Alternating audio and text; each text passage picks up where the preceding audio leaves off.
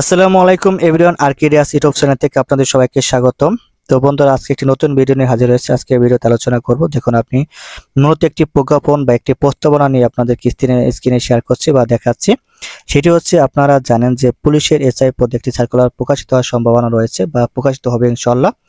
তো সেই পুলিশের যে সার্কুলার প্রকাশিত হবে, সেই সার্কুলার আপনার শিক্ষাগত যোগ্যতা কি, আসলে কি সার্কুলার প্রকাশিত হবে কি হবে না, এবং সে বিষয়ে আলোচনা করব। এবং আলোচনা যদি করব এবং এই ভিডিওতে আলোচনা করব যদি সার্কুলার প্রকাশিত হয় তাহলে কবে নাগাদ এই সার্কুলারটি প্রকাশিত হতে পারে সে বিষয়ে আলোচনা করব। তো বন্ধুরা, বিস্তারিত আলোচনা শুরু করার আগে আপনি যদি আমার চ্যানেলে নতুন হয়ে থাকেন, চ্যানেলটি অবশ্যই সাবস্ক্রাইব করে রাখবেন যাতে পরবর্তী ভিডিও আপনি খুব সহজে পেতে পারেন। তো চলুন দেখা যাক। দেখুন, এখানে যে আপনার স্বরাষ্ট্র মন্ত্রণালয় রয়েছে, যে আপনার স্বরাষ্ট্র মন্ত্রণালয় জননিরাপত্তা বিভাগ, এখানে আপনার যে এখানে আসলে দেখি যে আপনার যে প্রজ্ঞাপনটা আমি আপনাদেরকে সামনে তুলে ধরেছি, সেই প্রজ্ঞাপনে কি লেখা আছে, এবং আমি এই প্রজ্ঞাপনটা শেষ করে আপনাদেরকে জানাবো যে আপনার আসলে পরীক্ষা হবে কি হবে না, বা সার্কুলারটি প্রকাশিত হবে কি হবে না। তো দেখুন, বাংলাদেশ পুলিশের সক্ষমতা বৃদ্ধি সহ থানার অনলাইন, আপনার এই পড়াটুকু ভালো করে পড়ুন, তাহলে আপনারা বুঝতে পারবেন যে আসলে কি বলছে এখানে।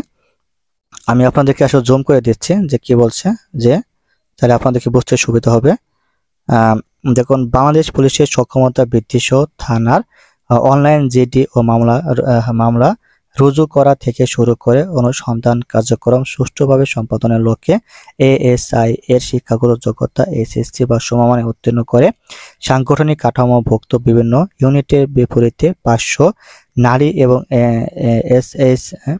এএসআই সহ 4000 সরাসরি নিয়োগযোগ্য এবং 500 নারী সহ 4000 বিভাগীয় পদোন্নতি যোগ্য বিবেচনার মোট 8000 এএসআই গ্রেড 14 পদে সৃজনী প্রস্তাব প্রেরণ।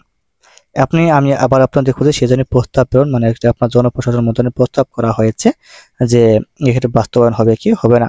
তো দেখুন এখানে কি বলা হয়েছে, সূত্র ক, পুলিশ অধিদপ্তর সড়ক নং এত, তারিখ 19 মে 2025, জননিরাপত্তা বিভাগের পুলিশ 3 শাখা সড়ক নং এত এত, তারিখ 22 জুন 2025।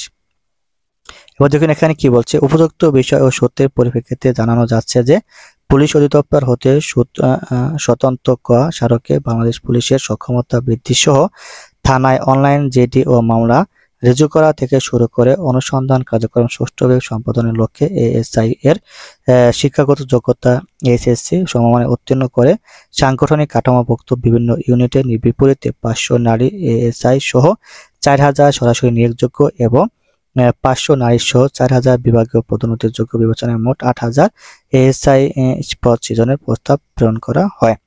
তো দেখুন এখানে প্রেরণ করা কিন্তু হয়েছে, আমি আবার বলতেছি, এটা কিন্তু আপনার সার্কুলার প্রকাশিত হয়নি, আপনার এই প্রস্তাবটি প্রেরণ করা হয়েছে। এবং এই যে প্রস্তাবটি প্রেরণ করা হয়েছে এটা কিন্তু আপনার 4000 আপনার সরাসরি নিয়োগযোগ্য হবে, মানে 4000 আপনার সরাসরি যারা পুলিশ ডিপার্টমেন্টে চাকরি করতেছেন না বা জাস্ট এসএসসি পাস আছেন যারা বাংলাদেশে, তারা কিন্তু এখানে আবেদন করে চাকরিটি নিতে পারবেন।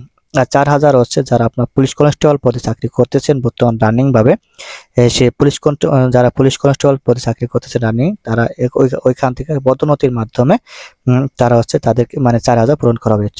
আপনার সরাসরি নিয়োগযোগ্য 4000 এবং আপনার পদোন্নতির মাধ্যমে 4000, টোটাল হচ্ছে 8000 নিয়োগ প্রদান করা হবে। দেখুন এরপরে কি বলছে, যে গেট প্রস্তাব করা হলো, প্রস্তাবটি পর্যালোচনার নিমিত্ত গত 17/6/2025 তারিখ নিয়ে সিনিয়র সচিব স্বরাষ্ট্র মন্ত্রণালয় এর সভাপতিত্বে অনুষ্ঠিত সভায় নিম্নোক্ত স্মারক বর্ণিত 8000 এএসআই পদ সৃজনের প্রস্তাবটি জনপ্রশাসন মন্ত্রণালয় প্রেরণের সিদ্ধান্ত গৃহীত হয়। দেখুন জনপ্রশাসন মন্ত্রণালয় কিন্তু আপনার এই প্রস্তাবটি মানে প্রেরণ করা হচ্ছে। তো দেখুন এখানে এমনত অবস্থায় সূত্র ক স্মারকের প্রস্তাব খ স্মারকের সিদ্ধান্ত মোতাবেক উপযুক্ত ছকে বর্ণিত 8000 এএসআই গ্রেড 14 এর পদ সৃজন সমিত প্রদানের পরবর্তী প্রয়োজনীয় ব্যবস্থা গ্রহণের জন্য নির্দেশ অনুরোধ করা হলো।